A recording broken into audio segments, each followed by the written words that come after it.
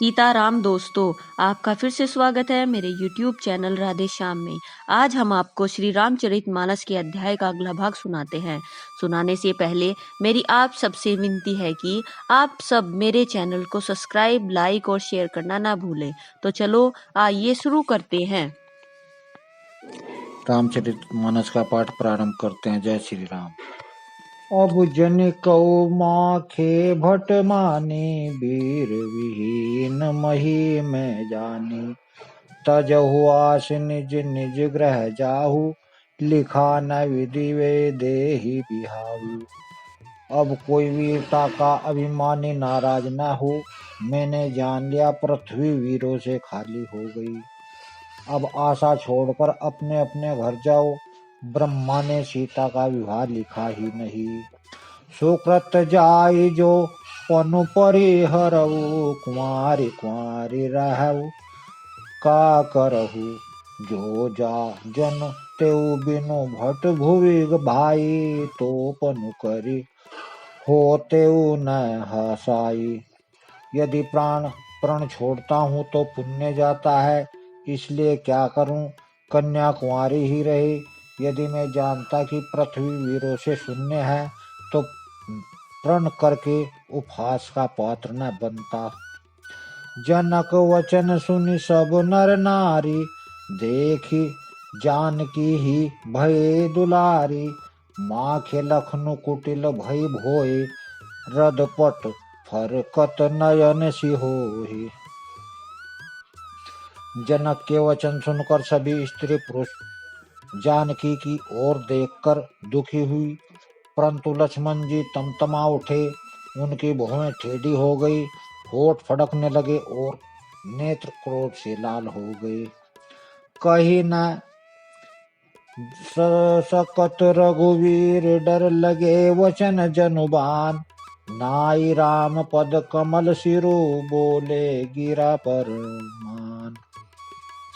श्री रघुवीर जी के डर से कुछ कहा तो सकते नहीं, पर जनक के वचन उन्हें बाण के समान लगे। जब यह रह सके तब श्री रामचंद्र जी के चरण कमलों में से नवाकर में यथार्थ वचन बोले। रघुवंशी मुँह जह कऊ होई, तेहि समाज अस कहे न कोई। कही जनक जसी अनुचित बाने, विद्यमान रघुकुल मनि जानी।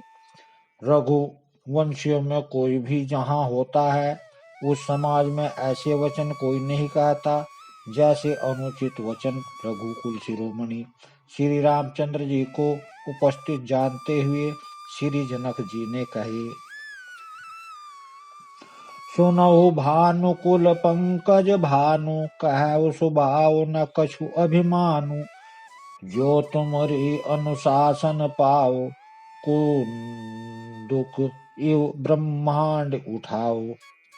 हे सूर्य कुल रूपी कमल के सूर्य सुनिए, मैं स्वभावी से ही कहता हूँ कि अभिमान कर के नहीं। यदि आपको आज्ञा पाऊं तो मैं ब्रह्मांड को गेंद की तरह उठा लूं। काचे घट जिमि डारो फोरी, सको मेरु मूलक जिमि तोरी। तब प्रताप महिमा भगवाना, को बापुरो पिनाक पुराना। और उसे कच्चे घड़े की तरह फोड़ डालूं, मैं सुमेरी पर्वत को मूली की तरह तोड़ सकता हूँ। हे भगवान, आपके प्रताप की महिमा से यह बेचारा पुराना धनुष तो कौन चीज है। नाथ जानि अस आयसु होई, कौतुक करहु विलो किया सोऊ। कमल नाल जिमि चाप चढ़ाओ, जो जन सत प्रणाम ले धाओ। ऐसा जानकर हे नाथ आज्ञा हो तो कुछ खेल करूं, उसे भी देखिए। धनुष को कमल की डंडी की तरह चढ़ाकर उसे 100 योजन तक दौड़ा लिए चला जाऊं। तोर छत्रक दंड जिमि तब प्रताप बलनाथ। जो न करो प्रभु पद शपथ, कर न धरो धनु मात। हे नाथ, आपके प्रताप से बल के धनुष को कुतुर मूर्ते बरसाती छाते की तरह तोड़ दूं। यदि ऐसा ना करूं तो प्रभु के चरणों की शपथ है, फिर मैं धनुष और तरकस को कभी हाथ में नहीं लूंगा।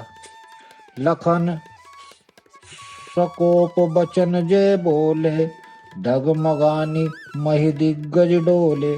सकल लोग सब भूप डेराने, छिए हिए हर सूजन को सकुचाने। ज्यों ही लक्ष्मण जी क्रोध भरे वचन बोले कि पृथ्वी डगमगा उठी और दिशाओं के हाथी कांप गए। सभी लोग और सब राजा डर गए। सीता जी के हृदय में हर्ष हुआ और जनक जी सकुचा गए। कुल रघुपति सब सुनि मन माही, मुदित भये पुनि पुनि फुलकाई। सैनि रघुपति लखन निवारे, प्रेम समेत निकट बैठारे। गुरु विश्वामित्र जी, रघुनाथ जी और सब मुनि मन में प्रसन्न हुए और बार बार पुलकित होने लगे। श्री रामचंद्र जी ने इशारे से लक्ष्मण को मना किया और प्रेम सहित अपने पास बैठा लिया। विश्वामित्र समय शुभ जानी, बोले अति स्नेह मैं बानी। उठऊ राम भंजहु भव चापा, मेटहु तात जनक परितापा। विश्वामित्र जी शुभ समय जानकर अत्यंत प्रेम भरी वाणी बोले, हे राम उठो और शिव जी का धनुष तोड़ो, और हे तात जनक का संताप मिटाओ। सुनि गुरु वचन चरण सिरुनावा, हर सुविषाद न कछु उर आवा। ठाड़े भये उठ सहज सुभाए, ठवन जुबा मृगराजु लजाए। गुरु के वचन सुनकर रामचंद्र जी ने चरणों में सिर नवाया।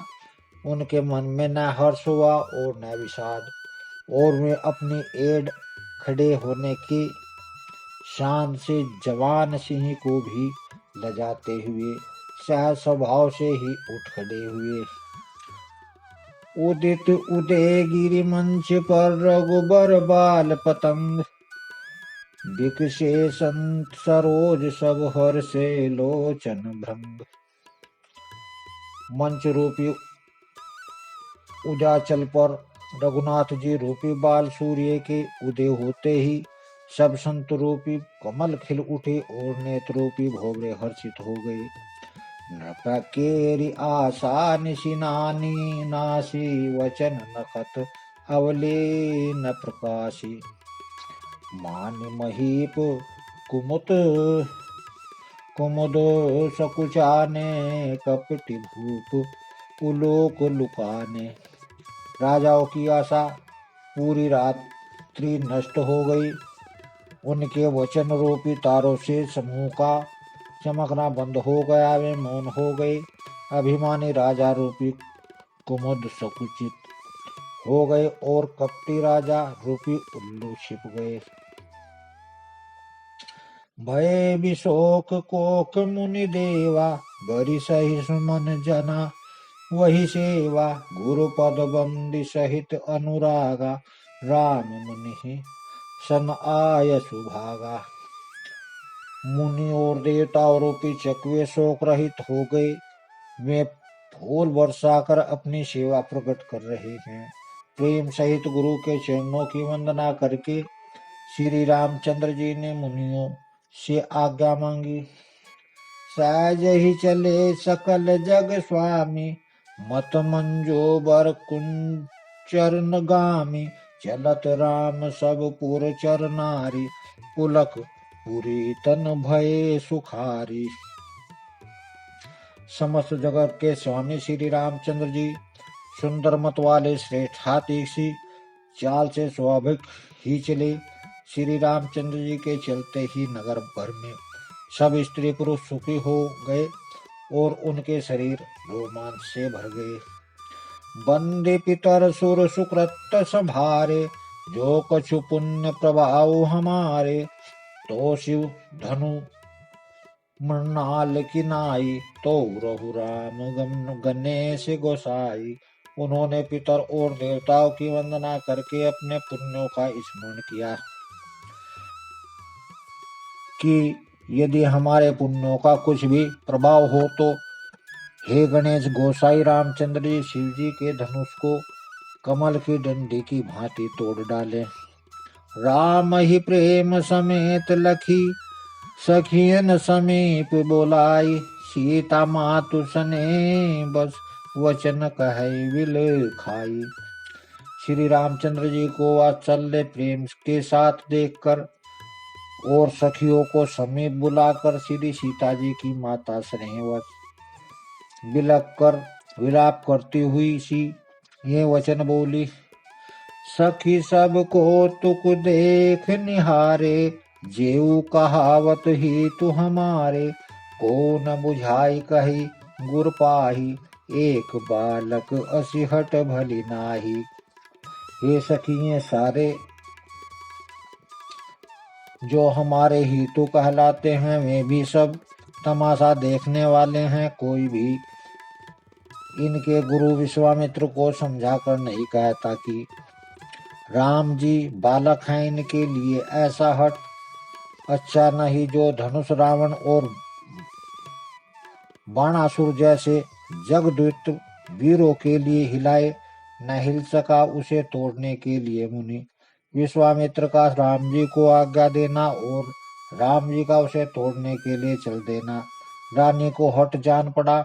इसलिए मैं कहने लगी कि गुरु विश्वामित्र को कोई समझाता भी नहीं। रावण बाण छुआ नहीं चापा, हारे सकल भूप करितापा। सो धनुराज कुंवर कर देही, बाल मराल की मंदर लेही। रावण और बाणासुर ने जिस धनुष को छुआ तक नहीं और सब राजा घमंड करके हार गए, वही धनुष इस सुकुमार राजकुमार के हाथ में दे रहे हैं। हंस के बच्चे भी कहीं मंदराचल पहाड़ उठा सकते हैं। भूप सयानप सकल सिरानी, सखी विधि गति कछु जाति न जानी। बोली चतुर सखी मृदुबानी, तेजवंत लघु गनिय रानी। और तो कोई समझाकर कहे या नहीं, राजा तो बड़े समझदार और ज्ञानी हैं, उन्हें तो गुरु को समझाने की चेष्टा करनी चाहिए थी। परंतु मालूम होता है राजा का भी सारा शानापन समाप्त हो गया। हे सखी, विधाता की गति कुछ जानने में नहीं आती। यूं कहकर रानी चुप हो रही है। एक चतुर राम जी के महत्व को जानने वाली सखी कोमल वाणी से बोली, हे रानी, तेजवान को देखने में छोटा होने पर भी छोटा नहीं गिनना चाहिए। काकुमंज का सिंधु अपारा, सोय सुजसु सकल संसारा। रवि मंडल देखत लघु लागा, उदेतासु तिरुवन तम भागा। कहाँ घड़े से उत्पन्न होने वाले छोटे से मुनि अगस्त और कहाँ अपार समुद्र, किंतु उन्होंने उसे सोख लिया जिसका सूर्य सारे संसार में छाया हुआ है। सूर्य मंडल देखने में छोटा लगता है पर उसके उदय होते ही तीनों लोकों का अंधकार भाग जाता है। मंत परम लघु जासु बस, विधि हरिहर सुर सर। महामत गजराज, कहू बस कर अंकुश खर। जिनके वश में ब्रह्मा विष्णु शिव और सभी देवता हैं, वह मंत्र अत्यंत छोटा होता है। महानवत वाले गजराज को छोटा सा अंकुश वश में कर लेता है। काम कुसुम धनुषायक लीने, सकल भुवन अपने बस कीने। देवी जति असंस्यु अस जानी, भन जब धनुष राम सनूरानी। कामदेव ने फूलों का ही धनुष बाण लेकर समस्त लोकों को अपने वश में कर रखा है। हे देवी, ऐसा जानकर संदेह त्याग दीजिए। हे रानी सुनिए, रामचंद्र जी धनुष को अवश्य ही तोड़ेंगे। सखी वचन सुन मैं परतीति, मिटा विषाद बड़े अति प्रीति। तब राम ही बिलोक वै देहि, सभे हृदय विन वति जेहि तेहि। सखी के वचन सुनकर रानी को श्री रामचंद्र जी के सामर्थ्य के संबंध में विश्वास हो गया। उनकी उदासी मिट गई और श्री रामचंद्र जी के प्रति उनका प्रेम अत्यंत बढ़ गया। उस समय रामचंद्र जी को देखकर सीता जी भयभीत हृदय से जिस तिस देवताओं से विनती कर रही हैं। मन ही मन मनाव अकुलानी, हो प्रसन्न महेश भवानी। करहु सफल आपन सेवकाई, करिहि तुहरु चाप गिरुआई। वे व्याकुल होकर मन ही मन मना रही हैं, हे महेश भवानी, मुझ पर प्रसन्न होइए। मैंने आपकी जो सेवा की है उससे फल कीजिए और मुझ पर स्नेह करके धनुष के भारीपन को हर लीजिए। गणनायक वरदायक देवा, आज लगे कि नौ तुम सेवा। बार बार विनती सुनि मोरी, करहु चाप गुरुता अति थोरी। हे गणों के नायक, हे वर देने वाले देवता गणेश जी, मैंने आज ही के लिए तुम्हारी सेवा की थी। बार बार मेरी विनती सुनकर धनुष का भारीपन बहुत ही कम कर दीजिए। देखी देखी रघुवीर तन सुर मानव धरि धीर, भरे विलोचन प्रेम जल पुलकावली शरीर। श्री रघुनाथ जी की ओर देख देख कर सीता जी धीरज धर कर देवताओं को मना रही हैं। उनके नेत्रों में प्रेम के आंसू भरे हैं और शरीर में रोमांच सा हो रहा है। नीके निखिरी नयन भरी शोभा, पितु पनु सुमरि बहुरी मनु क्षोभा। आय तात दारुनि हट ढानी, समुझत नहीं कछु लाभु न हानि। अच्छी तरह नेत्र भरकर श्री रामचंद्र जी की शोभा देखकर फिर पिता के प्रण का स्मरण करके सीता जी का मन क्षुब्ध हो उठा। वे मन ही मन कहने लगी, अहो पिताजी ने बड़ा ही कठिन हठ ठाना है, वे लाभ हानि कुछ भी नहीं समझ पा रहे हैं। सचिव सभ्य दिख देहि न कोई, बुध समाज बड़ अनुचित होई। कह धनु कलु शौचाहि कठोरा, कह श्यामल मृदुगात किशोरा। मंत्री डर रहे हैं इसलिए कोई उन्हें सीख भी नहीं देता। पंडितों की सभा में यह बड़ा अनुचित हो रहा है। कहाँ तो ब्रज से भी बढ़कर कठोर धनुष और कहाँ ये कोमल शरीर किशोर श्याम सुंदर। विधि के ही भांति धरो उर धीरा, शिरस सुमन कन बेधिया हीरा। सकल सभा के मति भय भोरी, अब मोहि शंभु चाप गति तोरी। हे विधाता, मैं हृदय में किस तरह धीरज धरूं। सिर सके फूल के कण से कहीं हीरा छेदा जाता है। सारी सभा की बुद्धि भोली बावली हो गई है। अतः हे शिव जी के धनुष, अब तो मुझे तुम्हारा ही आसरा है। निज जड़ता लोगन पर डारी, होय हरुआ रघुपति ही निहारी। अति परिताप सिए मन माही, लव निमेष जुग सुन सय समझाही। तुम अपनी जड़ता लोगों पर डालकर श्री रघुनाथ जी के सुकुमार शरीर को देखकर उतने ही हल्के हो जाओ। इस प्रकार सीता जी के मन में बड़ा ही संताप हो रहा है।